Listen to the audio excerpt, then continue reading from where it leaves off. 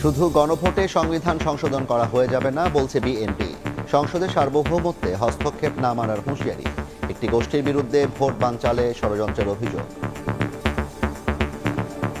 জবরদস্তিমূলক প্রস্তাব দিয়ে জাতীয় সংসদের সার্বভৌমত্বকে আমরা হস্তক্ষেপ করাতে দিতে চাই না। নির্বাচনে তাদের জেতার কোনো সুযোগ নাই। তারা নির্বাচন বানচাল করার জন্য ষড়যন্ত্র চালিয়ে যাচ্ছে। প্রধান উপদেষ্টার ভাষণে গুরুত্ব পেয়েছে একটি বিশেষ দলের স্বার্থ বলছে জামায়াত। ৩ উপদেষ্টার পদত্যাগ দাবি।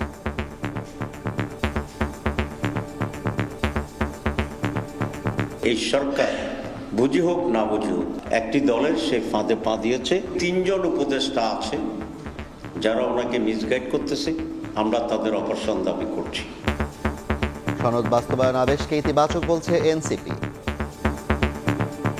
আমরা জুলাই সনদের আইনি ভিত্তি পেয়েছি, কিন্তু নৈতিক ভিত্তি জায়গাটা আমরা পাইনি। দেখছিলেন প্রধান শিরোনাম। সন্ধ্যার সময় সঙ্গে আছি আমি জাফর সাদিক। এবার অন্যান্য শীর্ষ সংবাদ। সনদ বাস্তবায়ন প্রক্রিয়া উন্মুক্ত হলেও মতানৈক্য কাটেনি দলগুলোর। মুখোমুখি অবস্থানে নিরপেক্ষ সিদ্ধান্ত নিয়েছে সরকার। মত বিশ্লেষকদের ছাড় দেওয়ার পরামর্শ। কার্যক্রম ও নিবন্ধন স্থগিত হওয়ায় নির্বাচনে অংশ নিতে পারবে না আওয়ামী লীগ। ব্রিটিশ মন্ত্রীর সঙ্গে বৈঠকে প্রধান উপদেষ্টা। অন্তর্ভুক্তিমূলক ভোট করার অঙ্গীকার। মাত্র ৭ কিলোমিটারের হানিফ ফ্লাইওভার পাড়ি দিতে লাগে ঘন্টার পর ঘন্টা। নামার পথে থমকে যায় গাড়ির চাকা। গুলিস্তানে সড়ক ফুটপাতে বেড়েছে অবৈধ দখল, ভোগান্তি।